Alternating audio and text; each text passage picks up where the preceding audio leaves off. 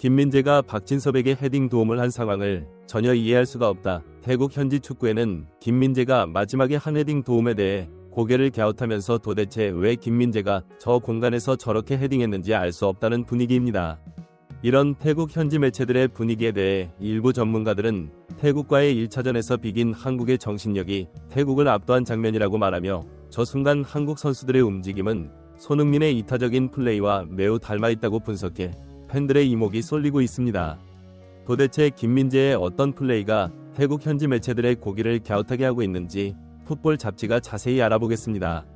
황선홍 임시감독이 지휘하는 대한민국 축구 국가대표팀은 26일 오후 9시 30분 태국 방콕에 있는 라자망갈라 국립경기장에서 열린 2026 국제축구연맹 캐나다, 멕시코, 미국 월드컵 아시아 지역 2차 예선 C조 4차전에서 태국을 3대0로 완벽하게 제압하면서 승리했습니다.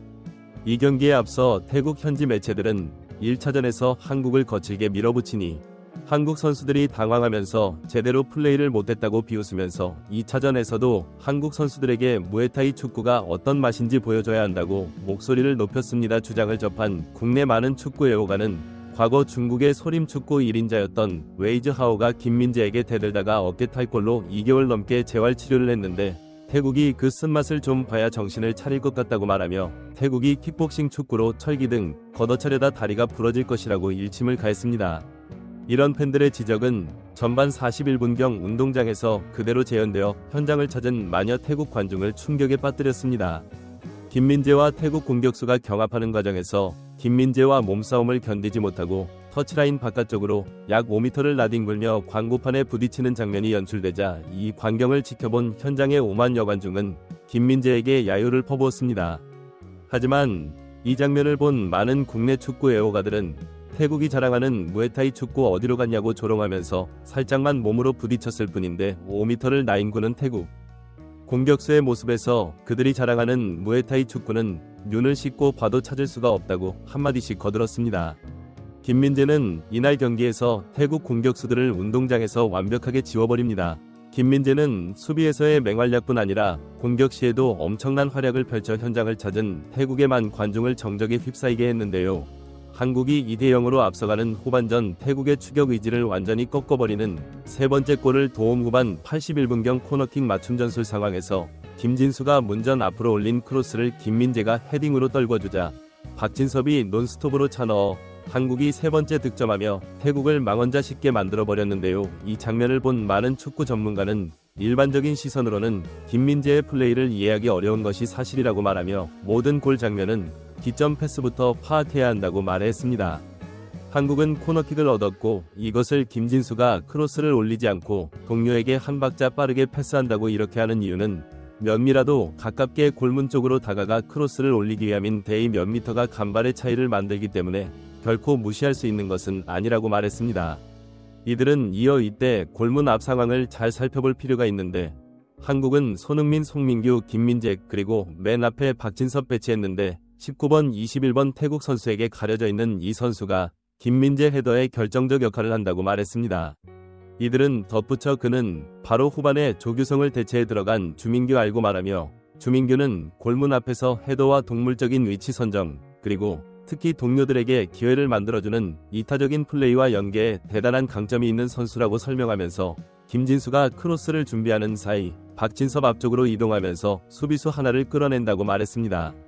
이들은 또한 이렇게 되자 골문 바로 앞에는 주민규, 김민재 그리고 송민규가 남게 되고 송민규는 맨 뒤에서 태국 수비수 하나를 묶고 있다고 설명하면서 이때 주민규는 상대 태국 선수 17번을 앞으로 나가지 못하도록 등으로 밀면서 버티자 공이 날아올 때 제대로 반응을 못한다고 설명했습니다.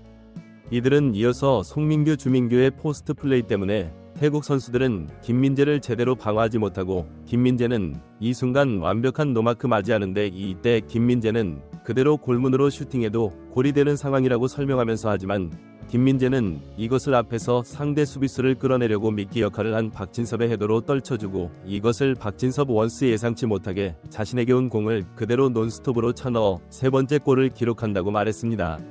또 다른 전문가들은 다른 각도에서 보면 태국 수비수들이 한국의 공격을 막는 이 순간에 집중력이 많이 떨어진 것을 알 수 있다고 말하며 크로스가 올라오기 직전 모습을 보면 김진수가 동료에게 패스를 넣는 순간 크로스를 올리지 못하도록 태국 선수가 따라붙었다 노마크 놓인다고 말했습니다. 이때의 태국 선수가 김진수를 막기 위해 전력으로 뛰어서 크로스가 올라오지 못하도록 해야 했는데 산책하듯이 뛰면서 김진수가 왼발로 골문을 정확하게 겨냥해서 올릴 수 있도록 찬스를 허용하는데 이런 것이 태국 선수들이 집중력이 떨어지고 있는 반면 한국은 태국과의 1차전에서 1대1로 비긴 것을 상기하면서 긴장감을 늦추지 않고 있는 것을 알 수 있다고 말했습니다. 이들은 덧붙여 이때 맨 뒤에 있는 손흥민이 뒤쪽으로 슬그머니 이동하는 것을 볼 수 있는데 이런 움직임을 보이는 이유는 만약 크로스가 정확하지 않아 공이 뒤로 흐르는 경우 손흥민은 자신이 가장 좋아하는 위치에서 슈팅을 가져가거나 이쪽에서 쇄도하는 동료에게 컷백을 내주기 위한 이타적인 움직임이라고 설명했습니다. 이들은 이어서 다른 각도에서 보면 더욱 명확한데 김민재는 완벽한 노마크 상태로 놓여 있어서 굳이 박진섭 헤딩으로 떨어질 이유가 없었다고 말하며 이런 일은 한국팀이 전체적으로 하나로 뭉쳐있는 한 팀이라는 느낌을 준다고 말했습니다. 이들은 또한 다른 각도에서 보면 주민규, 송민규가 김민재 앞뒤에서 상대 수비수를 완벽하게 묶는 장면을 볼 수 있는데 김민재가 헤딩할 때의 상황을 정지해놓고 보면 사전에 계획한 세트피스가 어떤 것인지는 대략 짐작이 간다고 말하며 모든 것은 상황에 따라 움직이는 것이고 김민재가 노마크 놓이면 슛 경합이 벌어지면 주변에 공을 떨구거나 크로스가 길어서 뒤로 넘어가면 손흥민이 그것을 처리하는 것으로 계획된 것으로 짐작하는 것은 어려운 일이 아니라고 말했습니다. 분석을 접한 일부 팬들은 말을 듣고 분석 화면을 보니 정말 그런데 김민재는 저기서 슛에도 아무도 문제 삼지 않았을 텐데 왜 그랬을까 의문이 드는 것은 사실이라고 말했습니다. 의문에 대해 일부 전문가들은 김민재와 손흥민의 경기 후 인터뷰에서 그 힌트를 엿볼 수 있다고 말하며 김민재는 경기 후에 한국 대표팀이 분위기가 안 좋은 적은 없었다고 말했고 어떤 팀도 이젠 쉽게 이길 수 있는 팀은 없어서 최선을 다해야 한다고 말했다. 이런 말을 되짚어보면 김민재는 팀의 승리를 위해 이타적인 플레이를 이번 경기에서 더욱 해야 한다고 생각했다는 뜻이라고 말했습니다.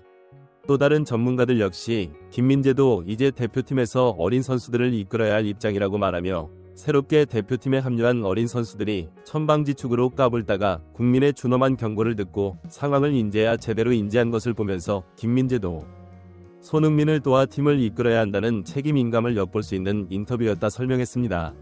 많은 축구 팬들은 이번 사건을 손흥민이 거의 혼자 모든 책임을 지고 언론과 인터뷰를 하고 대응하는 모습을 김민재는 후배 입장으로 보면서 많은 것을 느꼈을 것이라고 말하며 손흥민이 은퇴하고 나면 김민재가 그 뒤를 이어 주장이 될 가능성이 높아 대표팀 분위기에 대해 많은 신경을 쓰는 것이라고 말하며 손흥민의 리더십이 김민재의 헤더 도움에 영향을 준 것이라고 해석해 많은 팬의 공감을 얻었습니다. 구독 및 멤버십 가입은 매일 더 나은 영상정을 타오르게 합니다. 이상 풋볼 잡지가